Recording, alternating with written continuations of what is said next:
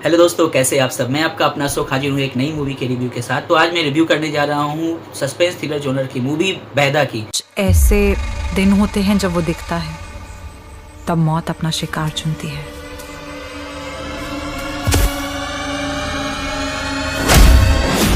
यह movie Friday को release हुई है। जब इसका ट्रेलर रिलीज हुआ था तो एक बहुत ही ज़्यादा बज़ बना था दर्शकों के बीच में कि यह कंतारा या तो तुम्बाड़ के टाइप की मूवी लग रही है।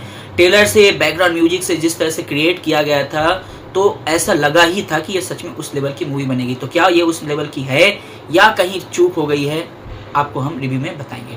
लेकिन उससे पहले अगर आप हमारे चैनल पर नए हैं तो हमारे चैनल को सब्सक्राइब और लाइक करना न भूलें। राइटर डायरेक्टर पुनीत शर्मा ने साइंस और सस्पेंस को मिला करके रहस्य रोमांच पैदा करने की कहानी जो गढ़ी थी उसे उन्होंने पर्दे पर उतारने की ईमानदार कोशिश की है। अगर बात करें तो इस कहानी के राइटर डायरेक्टर हैं पुनीत शर्मा, साथ ही साथ इसमें मेन रोल प्ले किया है सुधांशु राय ने, जो कि इनके प्रोड्यूसर भी हैं और राइटिंग में भी इन्होंने पार्टिसिपेट किया है। डायरेक्टर में सौरभ राज जैन, जिन्होंने विलेन का किरदार निभाया है। मनीषा शर्मा, उन्होंने एक अच्छा इंपॉर्टेंट किरदार निभाया। शोभित सुजय कॉमेडी के किरदार में दिखे हैं। ये सभी अपने अपने रोल्स को बखूबी निभा जाते हैं। तो कहानी की बात करते हैं। कहानी है राम बाबू, जो कि एक एक्स इंटेलिजेंस ऑफिसर है। वो अपने खून खराबे वाली और हिंसात्मक जिंदगी से दूर होकर के एक ट्रैक्टर बनाने की कंपनी में काम करता है और इसी सिलसिले में एक गांव में इनका जाना होता है। ये दूर दराज वाली गांव जहाँ पे ट्रैवल की उतनी साधन नहीं अवेलेबल है, वहाँ पे ये रात में पहुँचते हैं। रात में पहुँचने के कारण ये रास्ता भटक जाते हैं। खेतों से भटकते भटकते उन्हें एक संदिग्ध सा व्यक्ति मिलता है जो उन्हें अपनी कुटिया में रहने का निमंत्रण देता है कि आज रात आप हमारी कुटिया में निवास कर लो, महाराज रह जाओ।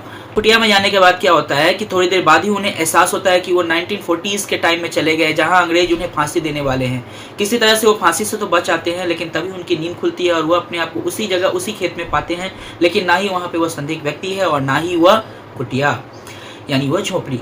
अभी इस चीज़ की चर्चा करने वो पास के गांव में जाते हैं, जहां पर एक तंत्र साधना करने वाली लड़की मिलती है। मनीषा शर्मा ने इसका किरदार निभाया है। वो बताती हैं कि राम बाबू एक चक्रव्यूह में फंस चुके हैं और उसे एक चक्रव्यूह में फंसाने वाला है एक पिशाच। इस पिशाच का रोल प्ले किया है सौरभ राज जैन ने, जो कि एक साइंटिस्ट है, जो कि अपने साइंस से, अपने तांत्रिक विद्या से उन्होंने एक अजान सी शक्ति पा ली है और उन्होंने एक अपना अलग देश बना के रखा है, एक अलग साम्राज्य बना के रखा है, जहां वो आत्माओं को कैद करते हैं, उन्हें फांसी पर लटकाते हैं और तरह तरह के एक्सपेरिमेंट करते हैं। अब बात होती है कि क्या राम बाबू अपने आप को इस तंत्र साधना से, इस आत्मा की मुक्ति से बचा पाएंगे, और अगर वो अपने आप को बचाते हैं तो कैसे उनमें उनको साथ देने के लिए अन्य किरदार उनको सपोर्ट करते हैं। ये कहानी है इस मूवी में। एक्टिंग की बात की जाए तो सुधांशु राय ने अपनी एक्टिंग बहुत अच्छे से की है। वो हीरो के रोल में ठीक ठाक लगे हैं।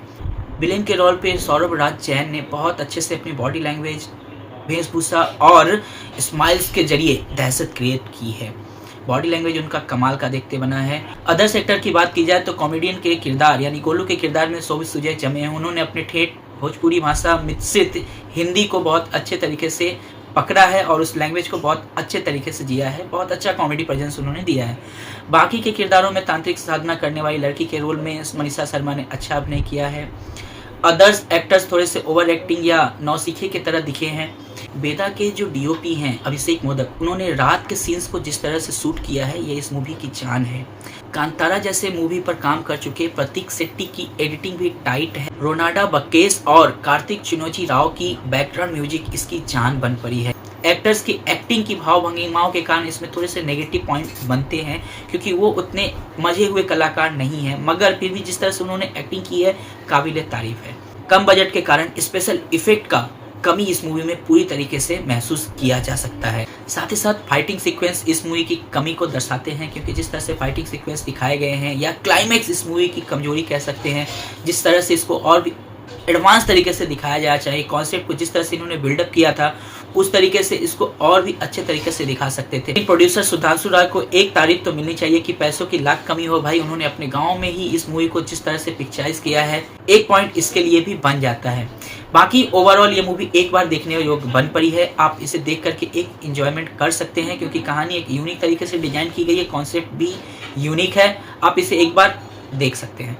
बाकी हमारे चैनल को सब्सक्राइब करिए और हमें कमेंट करके बताइए कि आपको ये मूवी कैसी लगी। धन्यवाद।